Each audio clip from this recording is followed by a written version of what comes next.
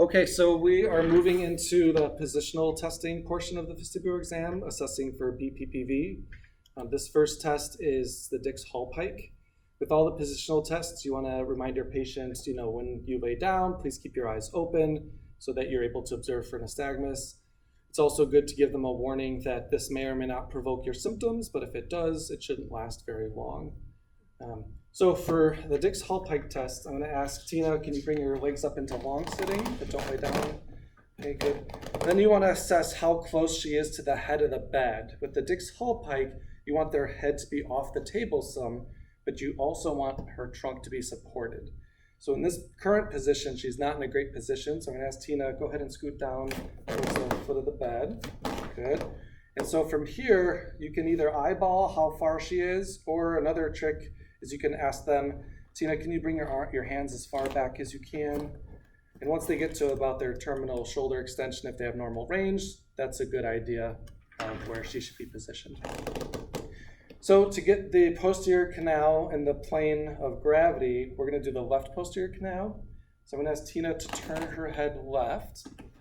And then we're going to lay back on the count of 3. Keep your eyes 45 open. degrees. Yep, so her head is turned left, 45 degrees. Come on back, 1, 2, 3. And I brought her down and she's in 20 degrees of extension relative to the horizontal plane. I've maintained that 45 degrees of rotation. And as she's here, I'm just observing her eyes, observing for any nystagmus. If she has the left posterior canal, which this test tests for, the nystagmus pattern you'll look for is an upbeating and left torsional nystagmus, which her eyes will be doing this sort of motion. And you'll see some videos of positive patients. If she does have that nystagmus pattern, then you're gonna see how long it lasts for, okay? And this also, she'll have symptoms with this. If it lasts less than a minute, then you're gonna interpret that as canalithiasis. If it's still there after 60 seconds, that's cupulolithiasis, and you can sit her back up and move on with your exam because it's gonna stay persistent. Once we're finished with this test, I'm going to have Tina keep her head turned left, and then we'll go ahead and sit up. Okay, 1, 2, 3. Okay, I'm guarding her. Sometimes patients feel very dizzy once they come to sit up. And then I'm also looking for any reversal in her nystagmus when she comes up.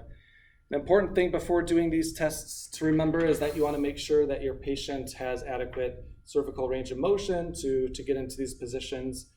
Which is something you probably did earlier. That's part of your screening.